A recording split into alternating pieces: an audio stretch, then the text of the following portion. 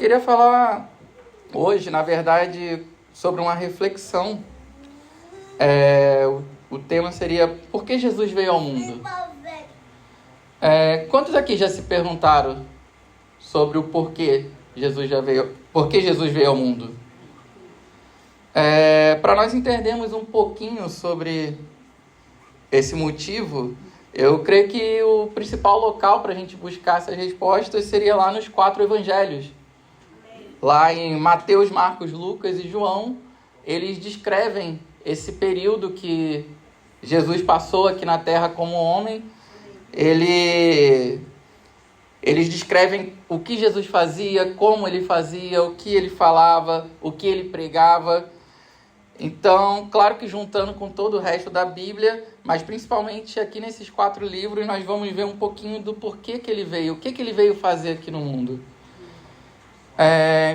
Como das últimas vezes que eu preguei aqui, eu vou dividir a pregação em vários tópicos. Vamos destrinchar aqui um por um e vamos tentar discorrer sobre esse tema. Amém? Claro que existem outros motivos, dezenas de motivos que nós podemos achar na Bíblia, mas eu separei alguns que eu acho importantes e eu queria falar um pouquinho sobre esses.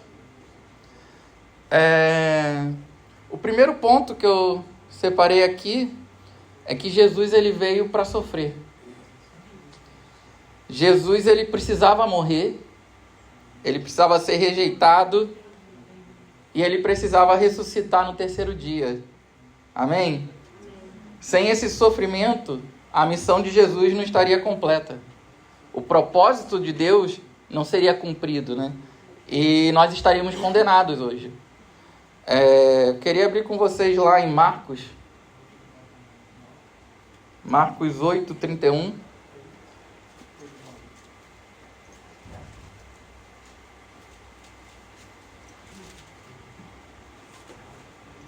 Aqui ele fala um pouquinho do que era necessário Jesus passar, né? Amém? Então, começou ele a ensinar-lhes que era necessário que o Filho do Homem sofresse muitas coisas, fosse rejeitado pelos anciões, pelos principais sacerdotes e pelos escribas, fosse morto e que depois de 3 dias ele ressuscitasse. Ou seja, Jesus já sabia quando ele veio que ele ia precisar passar por todo aquele sofrimento pela cruz e pela morte. Mas por que ele precisava passar por todo esse sofrimento? E isso já vai nos levar para o segundo ponto, que eu botei aqui como Jesus veio para destruir. Como assim destruir? Destruir o quê? E o que isso tem a ver com o sofrimento de Jesus? Quantos aqui creem que nós fomos salvos pela cruz? Pode levantar a mão? Sem a cruz, sem a morte, sem o sofrimento de Jesus, nós estaríamos perdidos e condenados, amém? Então Jesus precisou passar por todo esse sofrimento por nós. No Velho Testamento, eles sacrificavam animais para poder se purificar dos pecados. Mas o pecado e a iniquidade ele chegou num ponto tão grande que um animal não era mais suficiente. E Deus teve que enviar o próprio Filho para poder purificar esses nossos pecados. Apenas Jesus sendo justo, nunca tendo pecado, ele era o suficiente para poder sanar essa dívida que nós tínhamos. E lá em 1 João 1:8. Não, 1 João 3. Ele fala que Jesus se manifestou para destruir as obras do diabo. Amém. E quais são as obras do diabo? As obras do diabo são o quê? O pecado, a mentira, a inveja. Como a Silvia falou aqui na semana passada, são o quê? São as obras da carne. Então, todas as obras da carne, todos os frutos que a nossa carne gera, ela não faz força, nós não precisamos se esforçar, naturalmente é natural do homem, esses frutos, tudo aquilo que não procede de Deus, vem do diabo, como diz a Bíblia. Amém? Você pode abrir lá em 1 João, agora sim, 1, versículo 8.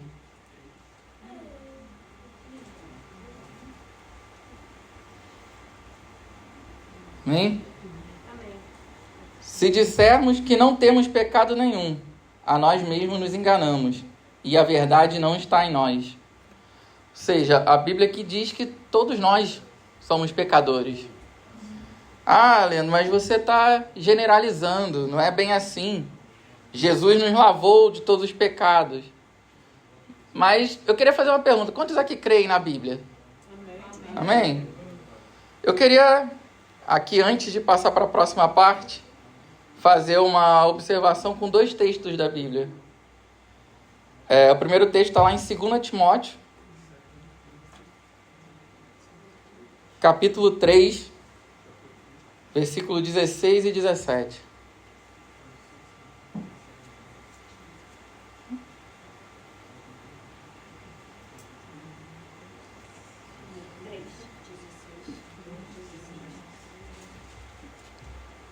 Amém? Misericórdia. 2 Timóteo 3, 16 e 17.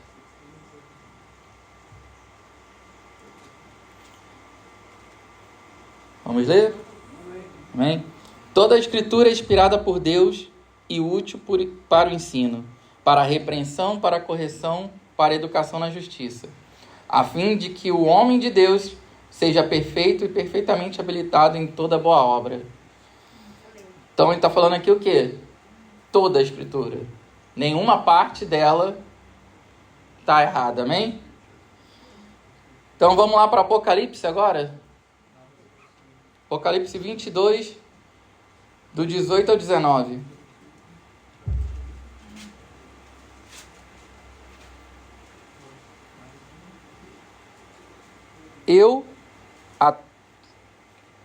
Morreu o microfone.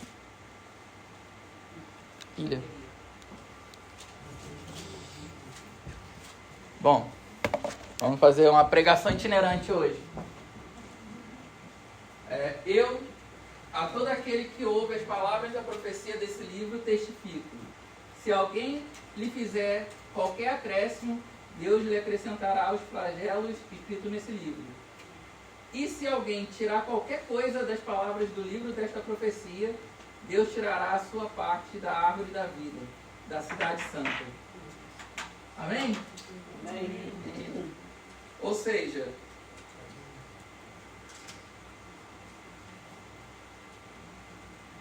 tudo aquilo que está na Bíblia, além de ser verdade, nós não podemos tirar ou mudar ou acrescentar nada do que foi falado ali. Então eu queria, debaixo desse entendimento, continuar aqui lendo o próximo texto, sobre o que a Bíblia diz sobre o pecado e a obra do diabo. Lá em 1 João 3, vamos para lá e para cá aí na Bíblia. Glória a Deus. 1 João 3, do 4 ao 10.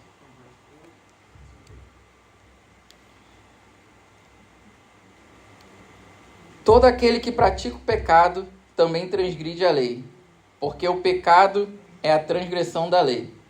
Sabeis também que ele se manifestou para tirar os pecados, e nele não existe pecado.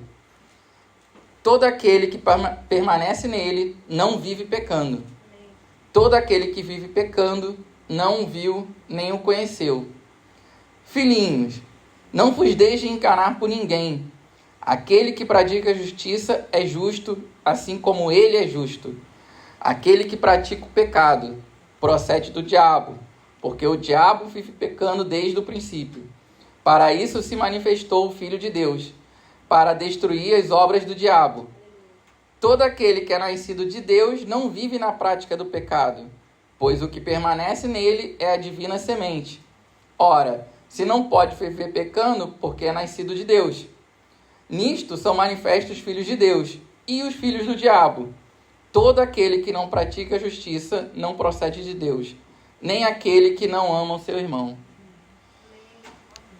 Ou seja, a nossa natureza, a carne, ela anseia pelo pecado, né?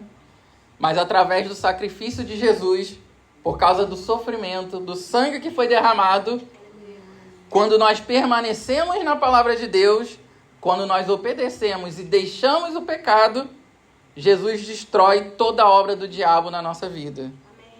Ou seja, existe todo um processo para podermos chegarmos nesse ponto. Nós precisamos deixar o pecado para trás. Nós precisamos tomar posse do sacrifício de Jesus na cruz. Amém? Como diz lá em Mateus, a nossa dívida era tão grande que ela era impagável. Quantos lembram lá da parábola do devedor? Mas, como Deus ele era santo, ele era puro, não tinha pecado, ele conseguiu destruir essa natureza sofrendo em nosso lugar. Lá em Isaías 53, acho que a maioria aqui deve conhecer o texto, no versículo 5 e 6, fala que ele foi transpassado pelas nossas transgressões e moído pelas nossas iniquidades. O castigo que nos traz a paz estava sobre ele, e pelas suas pisaduras nós fomos sarados. Ou seja, a nossa cura, o nosso perdão, a nossa salvação vem pelo sacrifício de Jesus. Amém. Então ele precisava sofrer, precisava morrer para poder destruir toda a obra do diabo nas nossas vidas. Amém? E depois que nós somos sarados, nós podemos pensar aqui nesse ponto, no terceiro ponto que eu separei, que é o que? Jesus veio para ser o nosso substituto. Aleluia.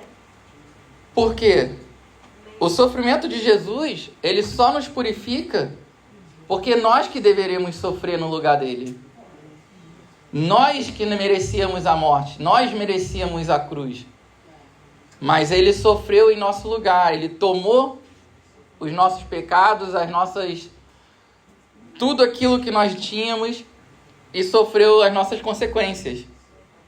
Nós merecíamos o inferno, mas pela graça, por causa do sofrimento de Jesus, não por causa do nosso merecimento, nós recebemos salvação, nós recebemos o livramento desse pecado. Amém?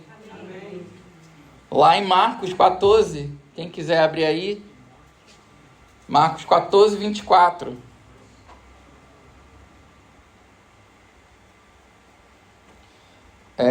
Lá fala: então lhes disse, isto é o meu sangue, sangue na nova aliança, derramado em favor de muitos. Quem são esses muitos? Somos nós. Somos a igreja, não só nós, mas toda a igreja. Então Jesus, quando ele morre na cruz, ele faz isso em favor de nós, no nosso lugar. E não porque nós merecíamos, mas porque ele nos ama. E ele veio também, nosso quarto ponto, para nos salvar. Amém? Amém? Então, todo esse sofrimento, essa destruição das obras do diabo na nossa vida, essa entrega no nosso lugar, tudo isso serve para quê? Para salvar o homem. Para tirar o homem das trevas, resgatar o homem das trevas e trazer ele para a luz. Você pode abrir aí a Bíblia em Colossenses 1, versículo 13 e 14.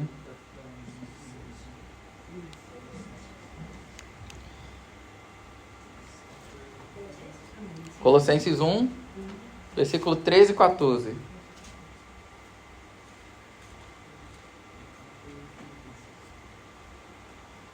E ele nos libertou do império das trevas e nos transportou para o reino de seu Filho, do seu amor, no qual temos a redenção, a remissão dos pecados. Muita gente acha que Jesus veio só... Jesus veio salvar. Muita gente acha não, muita gente sabe. Jesus veio salvar. Mas às vezes a gente não sabe salvar do quê? O que ele veio salvar? Foi só para nos levar para o céu? É essa que é a salvação? Na verdade, o propósito de Deus nunca foi salvar o homem. Quantos acreditam nisso aqui? Por que Deus não tinha o propósito de salvar o homem?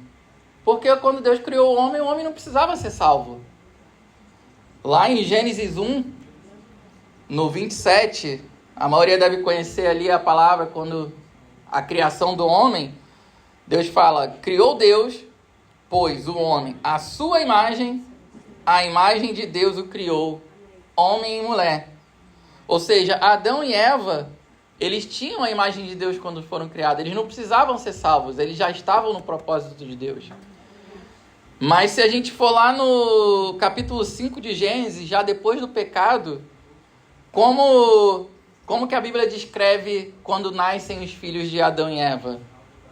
Lá no versículo 3 de Gênesis 5 fala, viveu Adão 130 anos e gerou um filho à sua semelhança, conforme a sua imagem, e lhe chamou Sete.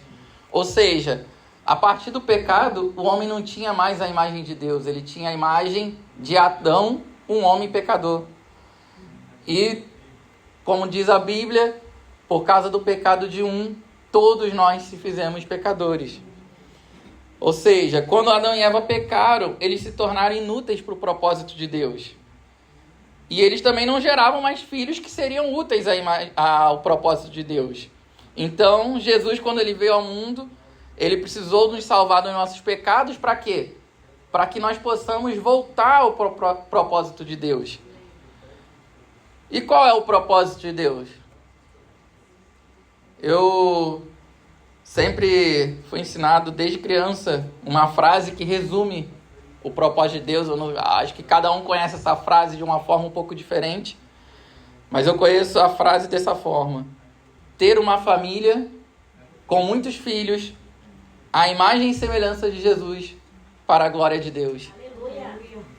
Mas de onde que a gente tira isso? Você pode abrir aí em Romanos 8? Vamos continuar galopando pela Bíblia. Romanos 8, 29.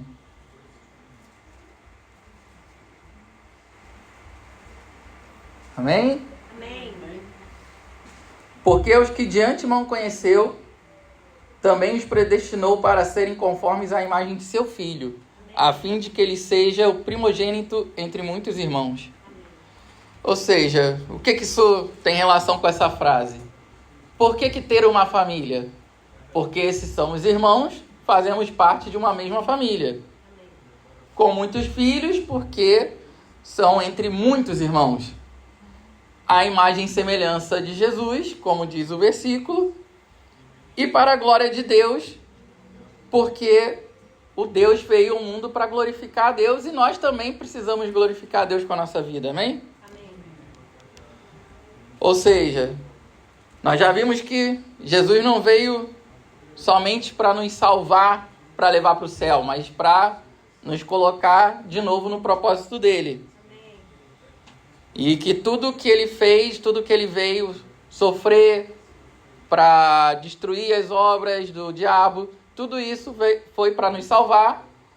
Mas por que mais que ele veio, além de nos salvar? E eu queria entrar no quinto ponto, que fala, Jesus veio para servir. Apesar de ser Deus, a palavra diz que é o Rei dos Reis, o Senhor dos Senhores. Jesus, quando veio, ele não veio à terra com pompa, com servos, com riquezas. Como fala lá em Mateus 20, 28. Tal como o Filho do Homem, que não veio para ser servido, mas para servir e dar a sua vida em resgate por muitos. Ou seja, Jesus não veio para ter uma vida boa aqui na terra, não veio para ser um rei, mas ele veio como servo. Lá em João 13, eu não sei quantos lembram, Jesus lavou os pés dos discípulos. Ou seja, com esse ato, ele mostra a essência do verdadeiro líder, que é o quê? É o serviço. É isso que Jesus ensinava com a vida dele aqui na terra. Ele passou todo o tempo aqui, caminhando de um lado para o outro, às vezes caminhando os dias sem parar, para ensinar a palavra, para curar, para ajudar os outros, para servir as outras pessoas. Ele nunca procurou nenhum título, ele nunca procurou a glória.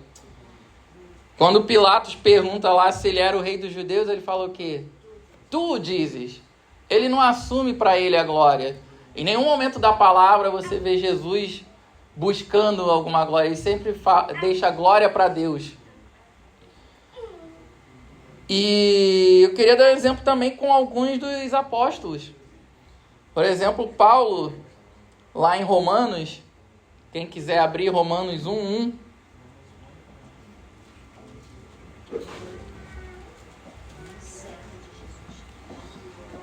A palavra diz, Paulo, a carta de Paulo, ele mesmo falando, Paulo, servo de Jesus Cristo, chamado para ser apóstolo, separado para o evangelho. Ou seja, Paulo não começa com, eu sou o apóstolo Paulo, eu sou o pastor Paulo.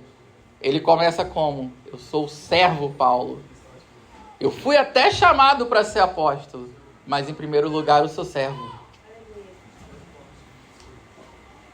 Como nós nos reconhecemos? Como nós nos portamos? Como alguém importante ou como servo um dos outros? Jesus fala que o menor será o maior no reino dos céus. A lógica de Deus ela é totalmente diferente da lógica humana. Se você puder abrir aí Marcos 10, queria ler essa palavra com você. Marcos 10, do 42 até o 45.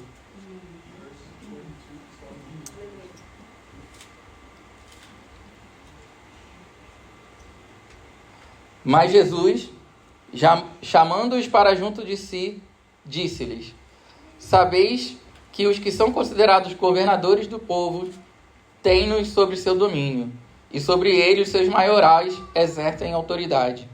Mas entre vós não é assim.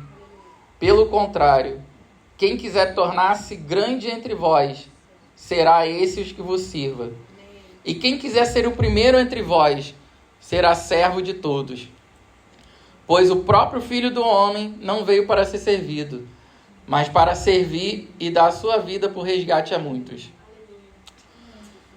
Ou seja, o serviço, ele precisa ser uma das características principais da igreja. No dia aqui de lavar o salão, depois do lanche, na hora de lavar a louça, na hora de varrer o chão, esses devem ser os cargos mais disputados. Não é aqui o ministério de louvor, a palavra, a liderança, ser um apóstolo. O principal cargo de um discípulo do Senhor é ser servo um dos outros. Amém? Então, Jesus ele veio sofrer, destruir, nos salvar e servir. Para que mais que ele veio? Ponto 6. Jesus veio para dar glória a Deus. Muitas vezes a gente tem um pensamento meio egoísta, né? E a gente acha que Jesus veio só por nossa causa. Ele veio só para nos salvar, só para nos ensinar. Mas a vinda de Jesus também serve para glorificar o nome de Deus. Você pode abrir aí em Romanos 15, versículo 6 até o versículo 8. A gente vai ver um pouquinho de que forma a vinda de Jesus glorifica a Deus. Para que concordemente e a uma voz glorifiques ao Deus e Pai de nosso Senhor Jesus Cristo. Portanto, acolhei-vos uns aos outros, como também Cristo nos acolheu para a glória de Deus. Digo, pois, que Cristo foi constituído ministro da circuncisão em prol da verdade de Deus, para confirmar as promessas feitas aos nossos pais. Então, assim, eu fiz sub-itens nos meus itens e separei 5 formas que Jesus glorificou o nome de Deus vindo aqui na terra. Então, esse primeiro ponto, Jesus, ele cumpriu as promessas de Deus. A vinda de Jesus, ela cumpre a promessa de Deus a vários personagens do Velho Testamento. A Abraão, Isaac, Jacó, a Davi. Com o cumprimento de todas essas promessas, Jesus, ele glorificou o nome de Deus. Com o cumprimento dessas promessas, Jesus também, ele, segundo ponto, ele testifica a integridade de Deus. Ao cumprir as promessas de Deus, ele mostra que tudo aquilo que Deus falou no Velho Testamento era verdade. Ele valida tudo aquilo que tinha sido prometido. Ele também glorifica a Deus, mostrando a misericórdia de Deus para nós. A morte de Jesus e todo o sofrimento, ele mostra a misericórdia de Deus, que mesmo nós, pecadores, não merecedores, mesmo assim ele teve misericórdia e enviou o Filho dele para nos salvar. Jesus também glorifica a Deus, unificando o povo de Deus. A partir da vinda de Jesus não existe mais separação entre gentios e judeus. Agora todos podem glorificar a Deus juntos, da mesma forma. Não importa mais as nossas culturas, as nossas diferenças, nacionalidades. Agora todos nós temos acesso a Deus através do Espírito Santo. Jesus também promove o louvor e a adoração a Deus.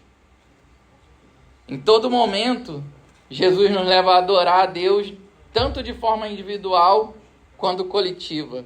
Quando Ele nos une para adorar a Deus.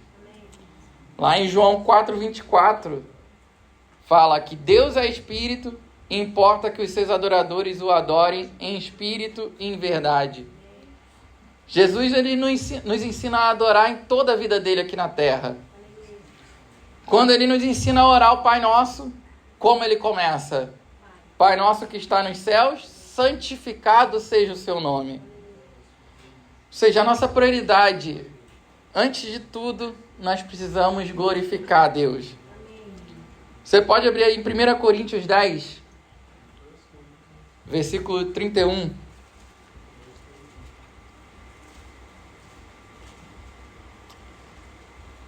Ela fala: portanto, quer comais, quer bebais, ou façais qualquer outra coisa, fazei tudo para a glória de Deus. Ou seja, qualquer coisa. O que é qualquer coisa? Qualquer coisa. É trabalhar para a glória de Deus. O que você trabalha bem?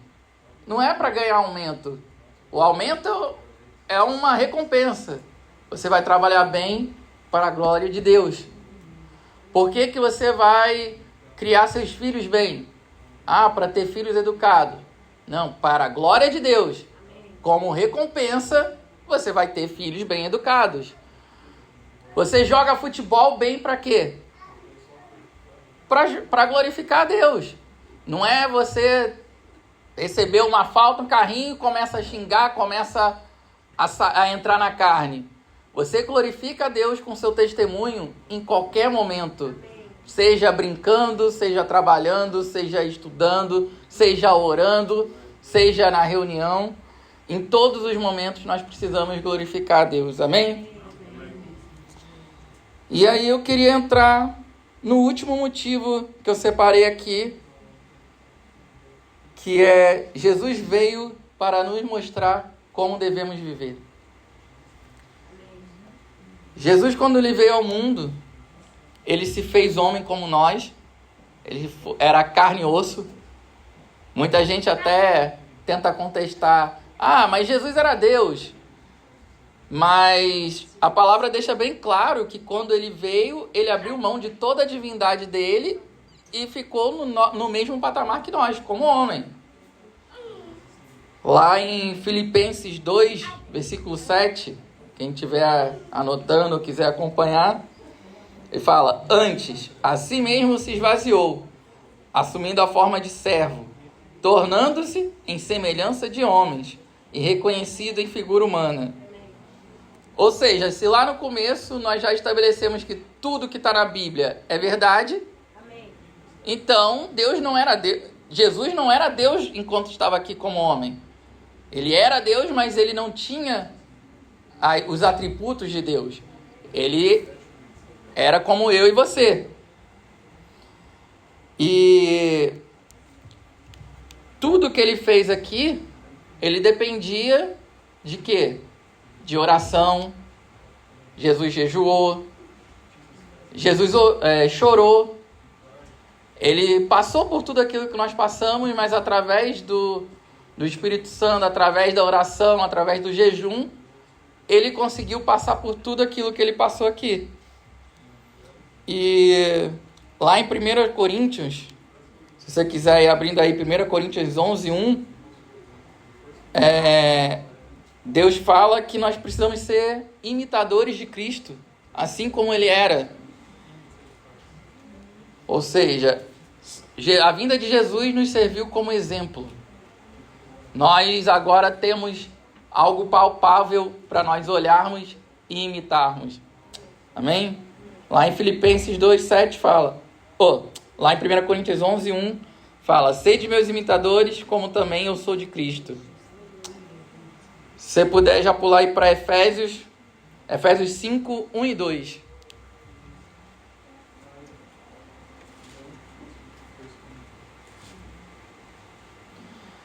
Sede, pois, imitadores de Deus, como filhos amados, e andai em amor, como também Cristo nos amou e se entregou a si mesmo por nós, como oferta e sacrifício a Deus em aroma suave.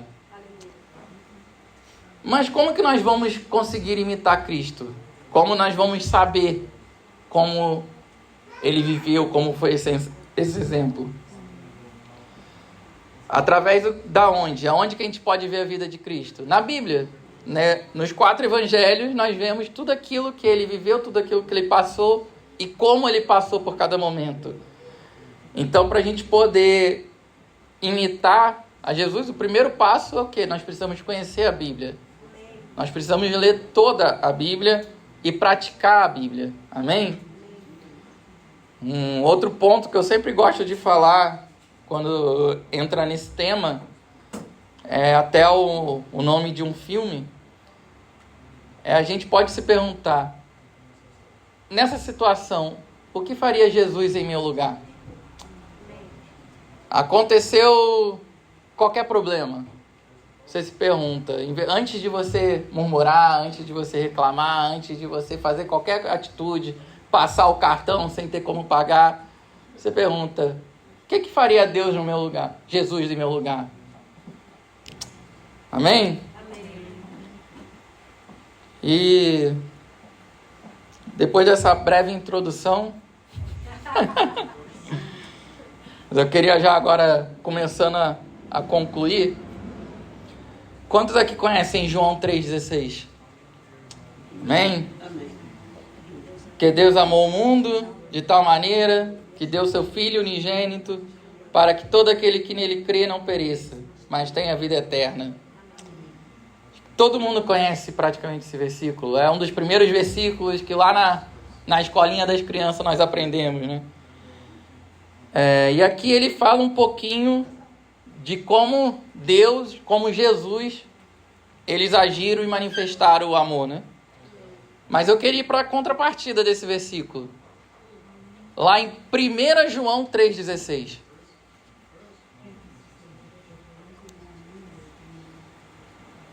Eu 1 João 3,16. Eu não sei quem acredita aqui em coincidência. Eu não acredito. Podemos acreditar em Deusidência. Então, Jesuscidência. Então, João 3,16. 1 João 3,16. O que fala? Nisso conhecemos o amor, que Cristo deu a sua vida por nós, e devemos dar a nossa vida pelos irmãos. Ora, aquele que possui recursos desse mundo e vir seu irmão padecer necessidade e fechar-lhe o coração, como pode permanecer nele o amor de Deus? Filhinhos, não amemos de palavra, nem de língua, mas de fato e de verdade. E nisso conheceremos que somos da verdade bem como perante ele tranquilizaremos o nosso coração. Ou seja, de que maneira deve ser a nossa vida? Da mesma maneira que em João 3,16 Jesus nos amou e se entregou por nós, nós devemos amar uns aos outros e nos entregar uns pelos outros. Amém? Amém. E indo um pouquinho mais à frente, ainda em 1 João 3, lá o versículo 24, ele fala: e aquele que guarda os meus mandamentos permanece em Deus, e Deus nele. E nisso conhecemos que ele permanece em nós, pelo Espírito que nos deu. Ou seja, aqui tem um manual de como viver, de como imitar a Cristo. Há muitos anos atrás, eu ouvi uma frase, que na verdade é um tema de uma pregação, que a Fátima deu spoiler aqui na hora do louvor, que é: tudo se resume no amor. Jesus, ele resumiu toda a lei, os 10 mandamentos, em 2 únicos mandamentos. Quantos lembram disso? Amar a Deus acima de todas as coisas e amar ao próximo como a si mesmo. Por que ele podia resumir todos os 10 mandamentos só em 2? Você já parou para pensar na relação? Que antes nós precisávamos de 10 e agora 2 são suficientes? Quem lembra aí dos 10 mandamentos? Os primeiros 4 mandamentos, eles falam sobre Deus. Fala sobre amar a Deus acima de tudo, sobre não falar o nome de Deus em vão. São 4 mandamentos se referindo a Deus. Os outros 6 mandamentos, o que eles falam? Não matarás, não roubarás. Eles falam sobre o amor aos próximos. Ou seja, quando você ama Deus acima de todas as coisas, automaticamente você vai praticar os 4 primeiros mandamentos. E quando você ama o próximo como a si mesmo, você também vai praticar os outros 6 mandamentos. Você não vai machucar o seu irmão, porque você também não quer se machucar. E da mesma forma que você se ama, você tem que amar os outros. Ou seja, o discípulo do Senhor, o discípulo de Jesus, o grande sinal é o amor. O discípulo, ele se entrega por amor, ele serve aos outros por amor, ele obedece por amor e não por obrigação, ele vai amar aos inimigos. O discípulo cheio de amor, do amor de Deus, ele vai automaticamente viver como Jesus viveu. Ele vai automaticamente imitar a Jesus. E eu queria perguntar de vocês: quantos querem viver praticando o amor de Cristo e imitando o Mestre? Amém. Eu queria concluir um pouquinho diferente hoje. Geralmente nós fazemos uma conclusão aqui da palavra, mas quantos creem que Jesus pagou um alto preço pelas nossas vidas? Amém. Conclusão que eu chego de tudo isso que eu falei aqui é que Jesus veio para morrer, para poder nos dar vida em abundância. Nós éramos escravos do pecado e da morte, mas agora nós somos livres do pecado e nós nos tornamos escravos dessa liberdade em Cristo.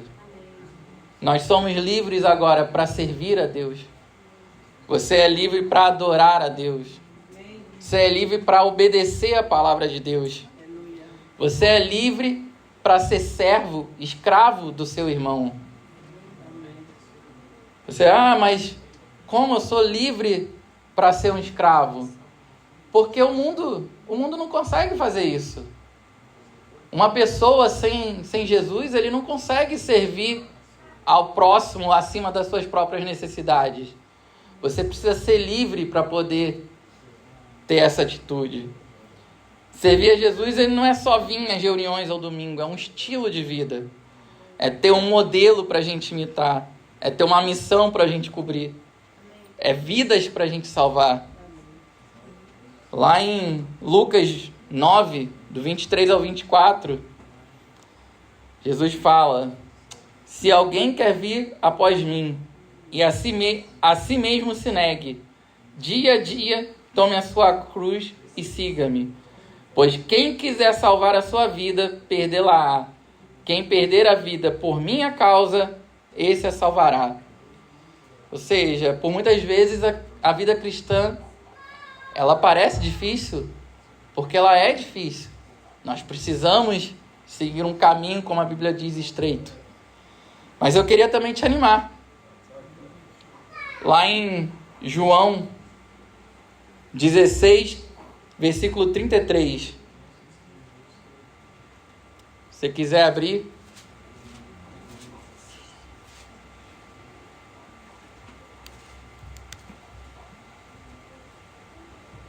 Amém? Essas coisas vos tenho dito para que tenhais paz em mim. No mundo passais por aflições, mas tende bom ânimo. Eu venci o mundo. E é com essa palavra aqui que eu queria fazer esse encerramento diferente hoje. Eu queria te convidar a ceiar aqui conosco essa manhã. Jesus, ele quando ceiou com os discípulos, entre várias instruções, ele deixou uma instrução bem específica.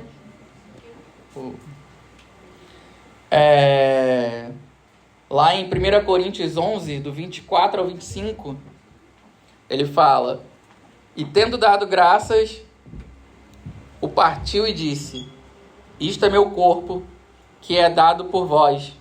Fazei isso em memória de mim. Por semelhante modo, depois de haver ceado, tomou também o cálice, dizendo: este cálice é a nova aliança do meu sangue. Fazei isso todas as vezes que beberdes, em memória de mim. Jesus, ele mandou que toda vez que nós ceiarmos, a gente fazer isso em memória dele.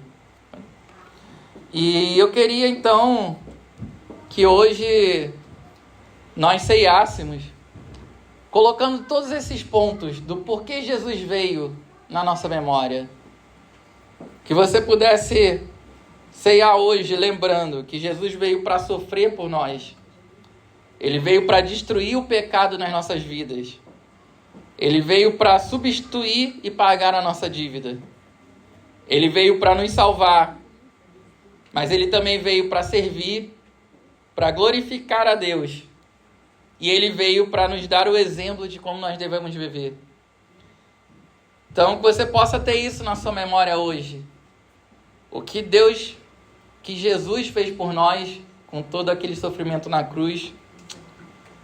E o que nós estamos hoje fazendo para retribuir tudo isso que ele fez por nós. Amém?